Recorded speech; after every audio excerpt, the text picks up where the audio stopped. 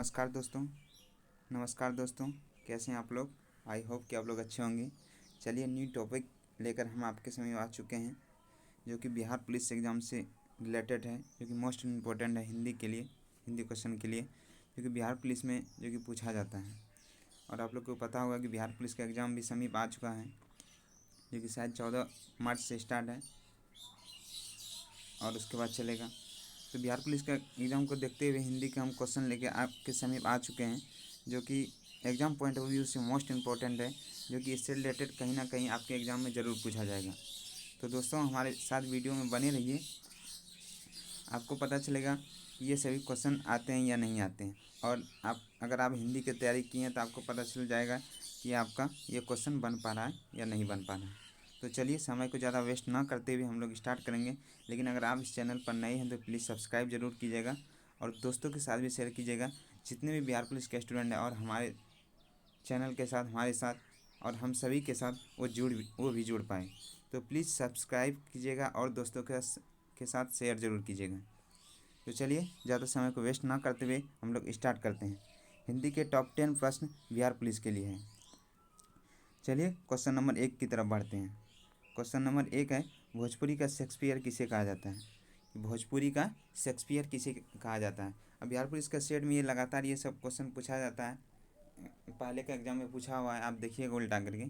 भोजपुरी का शेक्सपियर जो बोला जाता है किसे कहा जाता है। नंबर 1 ऑप्शन है आरसी प्रसाद, नंबर 2 है भिखारी ठाकुर, नंबर 3 है दीनानाथ मंगेशकर, नंबर 4 है हजारी प्रसाद द्विवेदी। तो इसका सही आंसर हो जाएगा भिखारी ठाकुर। इसका सही आंसर क्या होगा, भिखारी ठाकुर हो जाएगा इसका सही आंसर, जो कि भोजपुरी का शेक्सपियर इसको बोला जाता है, भिखारी ठाकुर को। क्लियर। चलिए आगे बढ़ते हैं दूसरे क्वेश्चन की ओर। सेकंड क्वेश्चन है हम लोग का, किताब किस भाषा का शब्द है। किताब किस भाषा का शब्द है।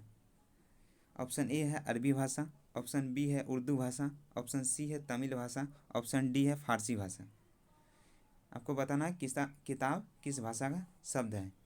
एक्चुअली किताब जो है वह अरबी भाषा का शब्द है।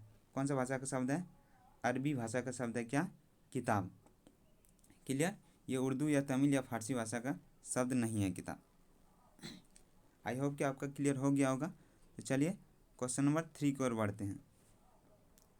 क्वेश्चन नंबर 3 हम लोग का है, हिंदी किस भाषा का शब्द है। हिंदी जो शब्द है वह किस भाषा का शब्द है। ऑप्शन ए है अरबी भाषा, ऑप्शन बी है फारसी भाषा, ऑप्शन सी है यूनानी भाषा, ऑप्शन डी है कन्नड़ भाषा। तो आपको बताना है कि हिंदी किस भाषा का शब्द है। हिंदी जो है वो एक्चुअली फारसी भाषा का शब्द है। कौन सा भाषा का शब्द है, हिंदी फारसी भाषा का शब्द है। क्लियर। हिंदी किस भाषा का शब्द है, फारसी भाषा का शब्द है।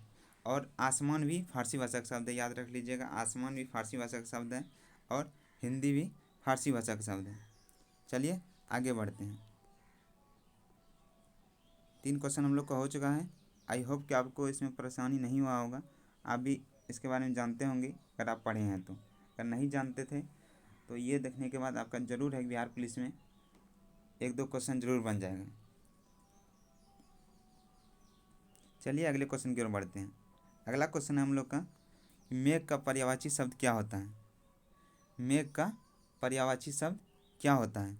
ऑप्शन ए है सुमन, ऑप्शन बी है तुरंग, ऑप्शन सी है वारिद, ऑप्शन डी है प्रसून। क्या है, ऑप्शन ए सुमन, ऑप्शन बी तुरंग, ऑप्शन सी वारिद, ऑप्शन डी प्रसून। तो इसमें से आपको बताना है कि मेघ का पर्यायवाची शब्द कौन सा है। इसमें से कोई 3 गलत है और 1 सही है। इसमें से मेघ का पर्यायवाची आपको बताना है। चलिए, एक्चुअली मेघ का पर्यायवाची जो होता है वो वारिद होता है। क्या होता है, जो कि सी नंबर का आंसर है, इसका सही होगा। मेघ का पर्यायवाची जो होता है वो वारिद होता है। क्लियर। चलिए आगे बढ़ते हैं 5वें नंबर के क्वेश्चन की ओर। 5वां क्वेश्चन हम लोग का है, इनमें से कौन सा घोष वर्ण है। इनमें से कौन सा घोष वर्ण है। ऑप्शन ए है चौ, ऑप्शन बी है ख, ऑप्शन सी है ट, ऑप्शन डी है नौ, दंत नौ है। तो इनमें से आपको बताना है घोष वर्ण कौन सा है। चलिए इसका सही आंसर जो होगा वो 9 हो जाएगा, दंत 9। इसमें से घोष वर्ण जो होगा वो दंत न होगा। एक्चुअली जो होता है वर्णमाला में जो होता है घोष वर्ण जो होता है वो 3, 4, 5 का जो 3, 4, 5 में जो आता है वो होता है घोष वर्ण, और उससे पहले जो होता है 1, 2 में वो होता है अघोष वर्ण। क्लियर? तो इसका सही आंसर क्या हो जाएगा? 9, दंत 9 इसका सही आंसर हो जाएगा। इनमें से कौन घोष वर्ण है? क्लियर? और घोष वर्ण जो होता है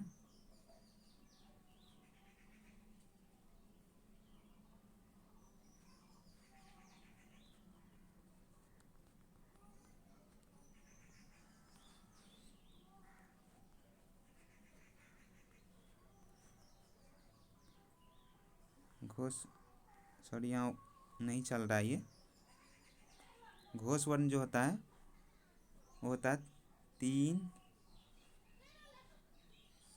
3, 4, 5, ये सभी क्या होता है वर्णमाला जो होता है। ये 3, 4, 5 में जो आते हैं वो होते हैं घोष वर्ण। क्लियर? तो इसका सही आंसर कौन सा हो जाएगा? दंत न। चलिए आगे बढ़ते हैं। आगे छठे क्वेश्चन की ओर हम लोग बढ़ते हैं। इन्हीं में से कौन सा अघोष वर्ण का उदाहरण है? इससे पहले हम क्या पढ़े? घोष वर्ण पढ़े, जो कि 3, 4, 5 में आता है। 5 में जो जो नंबर में आता है जो वर्ण वो होता है घोष वर्ण। और ये क्या है? इनमें से कौन अघोष वर्ण का उदाहरण है? तो चलिए, इसका ऑप्शन ए है क, ऑप्शन बी है ख, ऑप्शन सी है दंत स, ऑप्शन डी है इनमें से सभी। तो आपको बताना कि ये अघोष वर्ण कौन सा है, का उदाहरण कौन सा है। एक्चुअली अघोष वर्ण का जो उदाहरण, जैसे कि हम आपको बताएं कि इससे पहले कि 3, 4, 5 में क्या आता है? घोष वर्ण आता है, और 1, 2 में क्या आता है? अघोष वर्ण आता है। 1, 2 में जो भी वर्ण आता है वो क्या होता है? अघोष वर्ण होता है। और तालव्य स, मूर्धन्य स, दंत स जो होता है ये तीनों भी अघोष वर्ण में ही आते हैं। किस में आते हैं? तालव्य स, मूर्धन्य स, दंत स, ये तीनों भी अघोष वर्ण के ही उदाहरण हैं। इसलिए इसका सही आंसर जो हो जाएगा ऑप्शन डी हो जाएगा। क्या होगा? ऑप्शन डी इसका सही आंसर हो जाएगा, क्योंकि तालव्य स, मूर्धन्य स, दंत स, तीनों स जो है ये भी अघोष वर्ण के ही उदाहरण है। और 1, 2 तो में जो आएगा वो तो है ही, 1, 2 में क्या आता है? क, ख ये सब आता है। चलिए आगे बढ़ते हैं। इसका ये क्वेश्चन आपका क्लियर हो गया होगा, घोष वर्ण और सघोष वर्ण। ये लिख लीजिएगा, अगर आपको समझ में नहीं आएगा तो पीछे करके देख लीजिएगा क्या क्या बोला गया इसमें। चलिए आगे बढ़ते हैं, 7वें क्वेश्चन की ओर हम लोग चलते हैं। 7वां क्वेश्चन हम लोग का है कि अखबार किस भाषा का शब्द है? अखबार जो होता है वो अखबार किस भाषा का शब्द है? जैसे कि हम आपको बताएं कि आसमान फारसी भाषा का शब्द है, और हिंदी बताए थे वो भी फारसी भाषा का। किताब वो है अरबी भाषा का। उसी प्रकार अखबार किस भाषा का शब्द है? ऑप्शन ए है अरबी भाषा, ऑप्शन बी है ब्रज भाषा, ऑप्शन सी है फारसी भाषा, ऑप्शन डी है कन्नड़ भाषा। तो आपको इसमें बताना है कि अखबार किस भाषा का शब्द है। एक्चुअली अखबार जो है वो फारसी भाषा का शब्द है। कौन सी भाषा का? अखबार फारसी भाषा का शब्द है। अखबार फारसी भाषा का है, आसमान फारसी भाषा का है, और हिंदी, ये तीनों फारसी भाषा के शब्द हैं, याद रख लीजिएगा। और किताब और मुहावरा, किताबों में जैसे ट्रिक लगा सकते हैं। किताबों में क्या होता है? मुहावरा होता है। और किताब, मुहावरा, ये क्या है? अरबी भाषा के शब्द, याद रख लीजिएगा। ये दोनों अरबी भाषा के, बाकी ये 3, 4 जो बताए ये सभी फारसी भाषा के शब्द हैं। तो इसका सही आंसर हो जाएगा फारसी भाषा। अखबार फारसी भाषा के शब्द हैं। चलिए आगे बढ़ते हैं। अगला क्वेश्चन है, भावार्थ के आधार पर सबसे छोटी इकाई कौन सा है? भावार्थ के आधार पर सबसे छोटी इकाई कौन सा है? नंबर ए ऑप्शन है शब्द, नंबर बी है कोश, नंबर सी है वाक्य, नंबर डी है वाक्यांश। तो इसमें से आपको बताना है कि भावार्थ के आधार पर सबसे छोटी इकाई कौन सा है। चलिए इसका सही आंसर जानते हैं। इसका सही आंसर होगा वाक्य। क्या होगा? भावार्थ के आधार पर सबसे छोटी इकाई क्या होती है? वाक्य होती है। क्लियर? चलिए आगे बढ़ते हैं 9वीं क्वेश्चन की ओर।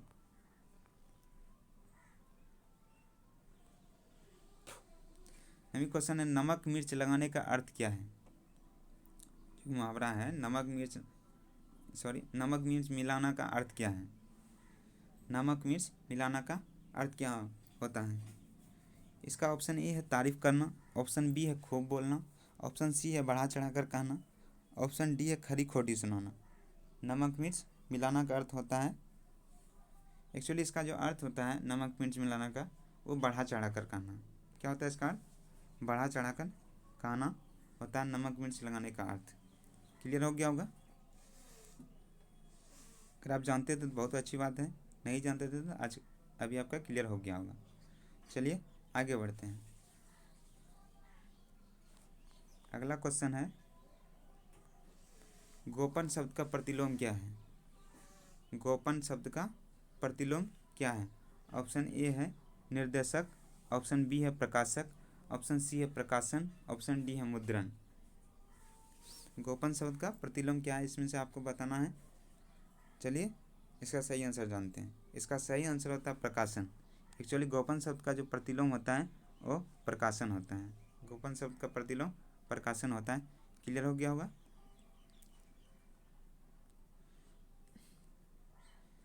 तो चलिए ये टॉप 10 क्वेश्चन था जो कि बिहार पुलिस एग्जाम के लिए मोस्ट इम्पोर्टेंट था। और भी हिंदी के क्वेश्चन हम आपको अगले क्लास में बताएंगे, अगले वीडियो में आ जाएगा वो भी, जो कि आपका बिहार पुलिस एग्ज़ाम में आपका नहीं छूटे। बिहार पुलिस एग्ज़ाम में जो भी हिंदी के क्वेश्चन आए आपका नहीं छूटे, अगर आप इस सीरीज के साथ जुड़े रहते हैं तो। और एक क्वेश्चन आप लोग याद कर लीजिएगा, जैसे कि बहुत सारा से पहले प्रीवियस ईयर में पूछा हुआ है कि लता मंगेशकर के पिता का नाम क्या है? किसके? लता मंगेशकर के पिता का नाम क्या है? उसका नाम है दीनानाथ मंगेशकर। उसके पिता का नाम क्या है? दीनानाथ मंगेशकर, लता मंगेशकर के पिता के नाम से।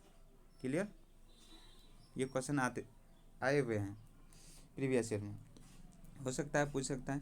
इसलिए जो भी तैयारी करना है तो प्लीज़ उनसे रिक्वेस्ट है कि आप ज़्यादा से ज़्यादा स्टूडेंट को जोड़ें, ताकि उनका जो भी बिहार पुलिस की स्टडी कर रहा है उसका हिंदी का क्वेश्चन नहीं छूटे। और भी सब्जेक्ट से रिलेटेड हम आपके सभी वीडियो लाएंगे, जो कि competitive exam point of view से मोस्ट इम्पोर्टेंट वीडियो होगा।